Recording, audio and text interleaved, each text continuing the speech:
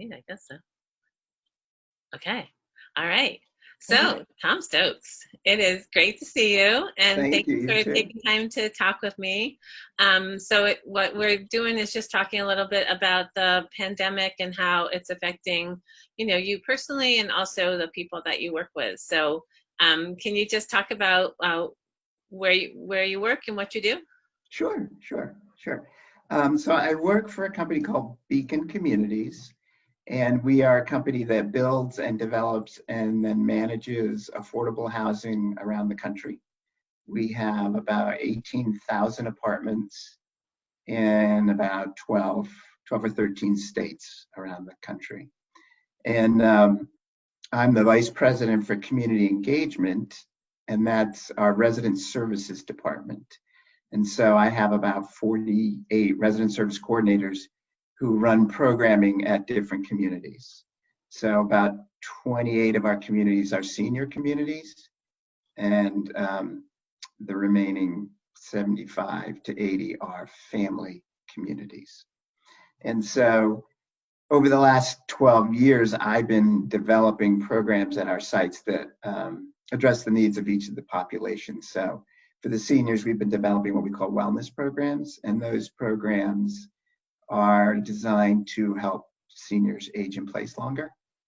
And so we'll have a resident service coordinator who will work with them to bring in fitness programs. We have a nurse who works on site for anywhere from 4 to 8 hours a week to provide health information and also blood pressure checks, that kind of stuff. Then we have fitness centers, we have computer labs with a group called Connected Living, and they help to develop the programs for the individuals, teach them how to use the computer, but also discussion groups and teaching people how to learn to use their iPhones, things like that. And then we have classes at each of those communities, depending on what the residents are interested in. So it might be art classes or ESOL classes, those kinds of things. So we've spent the last 10 to 12 years creating programs to get our seniors out of their apartments and engaging in programming. So this COVID thing has been really awful because now we're saying don't come out of your apartments. And so our biggest concern with our seniors is isolation and what that does to people, which is really harmful in terms of your health psychologically as well as your physical health. So we are now trying to develop programs that can engage them that do not include coming out of their apartment. So we've been working with our friends at Connected Living, the computer program that teaches the computers, and we're now training our resident service coordinators and the ambassadors, who are the folks who work for Connected Living, to teach the programs now to use virtual programming. So Zoom like this, GoToMeeting, conference calls, Facebook, all those kinds of things. So we're now taking some of those programs that we did in person or in groups, and now we're going to be offering them through Zoom or through GoToMeeting venues. So we'll have our nurse talking about health issues for half an hour, 3 or 4 times a week. And we're going to have the fitness folks doing their programs on Zoom so that folks can still get in touch with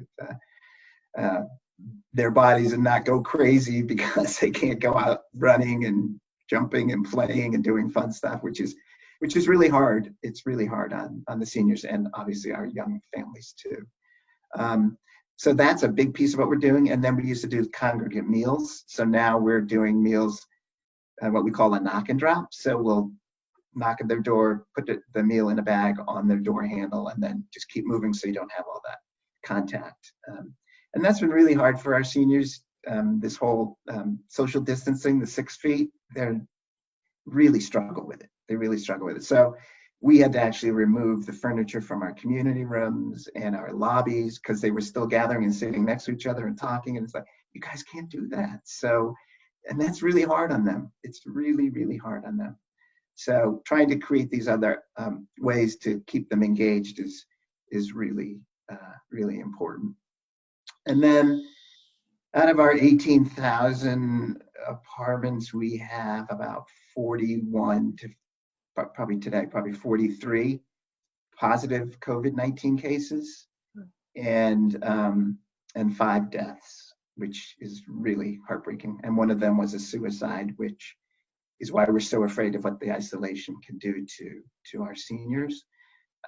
So we have a whole process of how we bring in companies to clean the common areas, and then people have to go into quarantine. Then we got to make sure that they're getting the resources that they need without leaving their apartment. So if they need medical stuff, then we get that delivered, that kind of stuff. So it's hard on those individuals, on their families, because people can't go visit them. And it's really hard on folks in the building because now they're not only terrified of their own health, but they know someone in the building is sick with COVID-19. So it's really hard. And then the family communities, we're doing similar kind of remote programming for the kids that were in our after school programs. We have at least 4 or 5 sites in Boston that we're doing the virtual classes with them. We partnered with the Boys and Girls Club. They work with us at a couple of our sites. And so their staff is reaching out to our kids and their families, and our resident service coordinators contact folks, the seniors and the families once a week to see if there's anything that they need. And also just to talk, which is really important. And getting those resources to the families and the seniors is important because literally every day new resources are coming out to help with different populations with different kinds of needs, whether it's meals or last week our big thing was getting masks to all of our senior buildings in Boston and around the country. And so that's an ongoing project because it's hard to get them.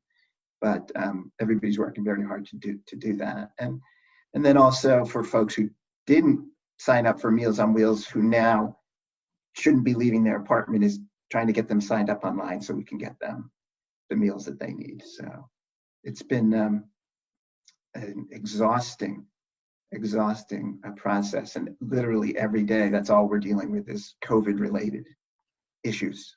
Yeah. So. Because it seems like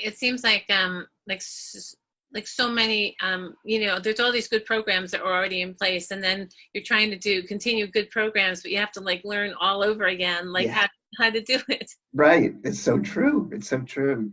The last 2 weeks, our resident service coordinators have been getting training on how to do Zoom and GoToMeeting and all that stuff, because none of us were any good at it before, and now we have to learn how to do that. So yeah, it's a learning process for all of us. It really is. I told a friend I feel like I've been at tech boot camp. Yeah, seriously. Because there's all these tech things that I didn't know anything about. Now you're very good at it. I've seen some of your sermons and things. So well done. Thanks. So and Meals on Wheels are they able to fill the needs of everyone? Not everybody, and some of the Meals on Wheels programs have continued to do the dropping off at the door, and others have said we can deliver to the building, but you guys are going to have to get it delivered. So we've been trying different ways of making sure that's safe. In some sites, our staff are doing the delivery. At other sites, we've been able to get the meals, and then we bring them up to each floor and put them on the table on the floor. Then we call each resident one at a time to come and get their meal. And we've marked out 6-foot increments in all of our hallways throughout all of our buildings so that people know how far apart they should be. Like really labor intensive.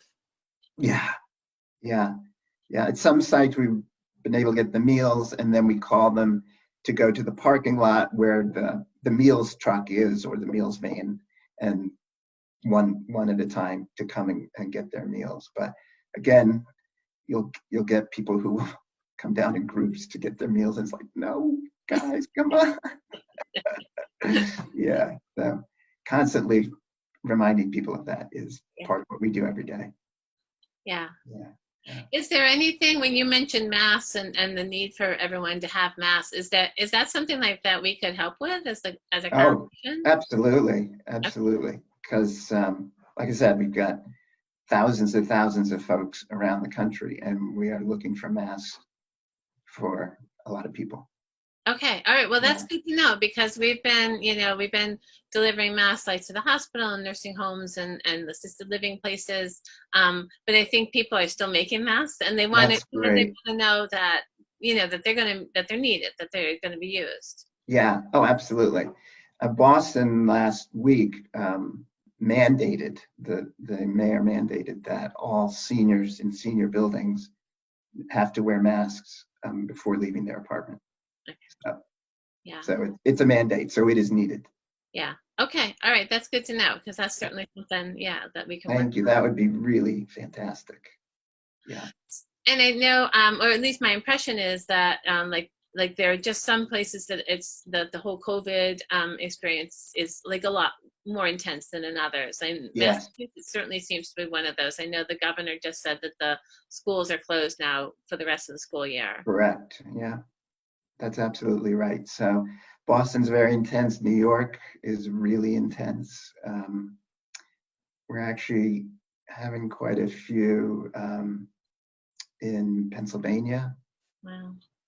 and surprisingly in West Virginia. Huh. So yeah. Yeah. No. So, and are you working all when you mentioned like I've forgotten now how many states you said? How many states? It's 12 or 13. Oh, okay. So is that primarily in the eastern half of the country, or is it all over?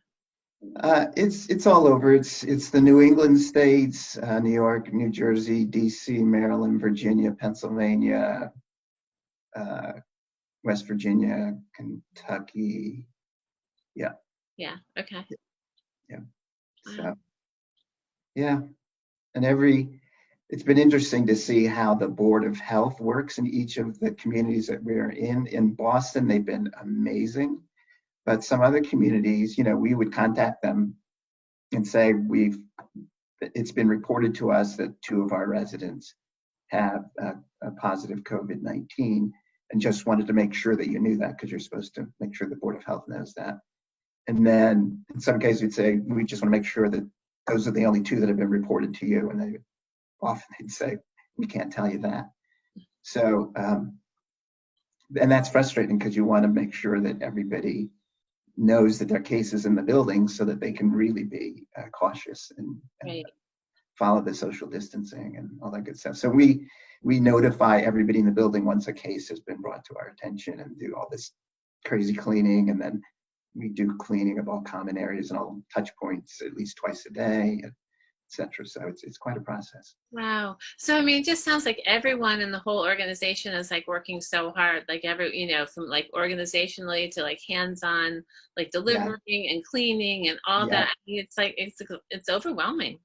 Yeah, it is. I mean, when you just think about our business, it's collecting rents. And so we've gone down to skeleton crews at all of our properties. And so they might go in 2 or 3 days a week on a rotating basis and spend whatever time they need to get the essential work done and then go home. So you might spend 3 or 5 hours, during those 2 or 3 days that you're there doing the work that has to be done because the checks are coming into the office. And so you got to get them to the bank, etc.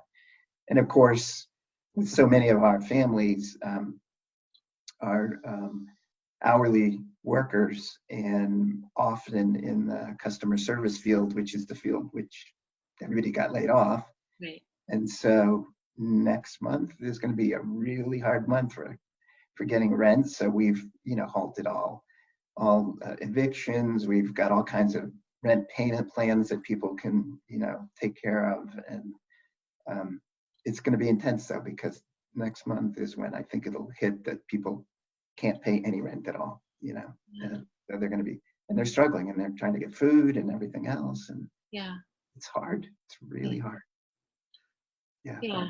I mean, it is pretty humbling just how powerful this has been. And it's just, brought like lives to a standstill. Yeah. Yeah. Yeah. It's really, really brutal stuff Yeah. in every way. And our kids are feeling it too, because they can't go outside and play. They can't see their friends. They can't leave the house. The amount of domestic violence has increased. It's really awful. It's really, Yeah. really awful. Yeah, it really is. And I've been reading, too. Yeah, so domestic violence and addiction, like, is a real issue, you Yeah. know, and like people having like way too much time on their hands because they can't work, Yep. being trapped. I mean, those are all bad. And then, Exactly. and then we don't have like an end point. Like we can't say, just hang in there for, whatever, however many Right. days. I Yeah. Yeah. And I think that's really, really hard for people when they have no sense of when it'll end. But the more you hear, the more you realize it's going to take a lot longer than we had originally thought to Yes. get it under control. And I think that's probably why they took their time saying that school was going to be canceled for the year, because I think if they'd said that 2 months ago, people would have just gone crazy. You Right. know? Yeah. No, I agree. I Yeah. agree. And what Yeah. about yourself? How are you taking care of yourself through all of this? Because this is all it's intense stuff. Yeah, it is. So luckily, my kids have been sending me online links for yoga and Tai Chi and all that good stuff. And the yoga studio that I go to has some online stuff too. So that's been really helpful. Started back doing some running again, which is something you can do, which is great and get you outside. Doing some gardening and stuff like that, and a lot of reading. A lot of reading. Yeah. So yeah, but Good. It's yeah. important. Yeah, it is, but it's hard not seeing your neighbors and your friends and your coworkers, and It's really hard. it really Yeah, is. that's the other thing I read that, so usually when we're going through a hard time, the natural thing is that we get together, right? Right, I mean, you go right. visit someone or you give someone a hug or you do Yeah, something and we can't yeah. do any of those things. And that's another thing that makes it hard. It is. It's really hard to not be connected with people, you Yeah. know? Yeah, Yeah. yeah. But doing a lot more FaceTiming with the kids, and Good. so that's nice. Yeah. That's nice. Yeah. Yeah, I know. I feel a real need. Like I used to call people, like my friends or whatever, my family, but we do a whole lot more FaceTime now because I, Yeah, I want to see someone. right, So, right. Yeah, it really does make a difference. yeah. It really does make a difference. So that's good. Yeah. Okay, so I'm going to put the word out about masks. Masks are needed, so we Thank can get you. this to you. Is there anything else that we can do to help or support? I think those are the big things really right now is, yeah. And I think prayers for people to get through this. I'm just Yeah, so worried about the seniors. I'm just so worried about them being alone in their apartments, and yeah, it's just absolutely. really hard on them. It's really hard on them. It is. Well, thank you for all Thank that you are you. doing, and thank you for taking the time to share the story. You And bet. we will make masks and lift up prayers. Thank you so much. I really appreciate that. Thank you, Sue. Okay. All And right. thank all the mask makers. I will. I will. Okay. All All right. right. I'll Thank you. talk to you again soon. Take Thank care. you, Tom. Bye. Bye.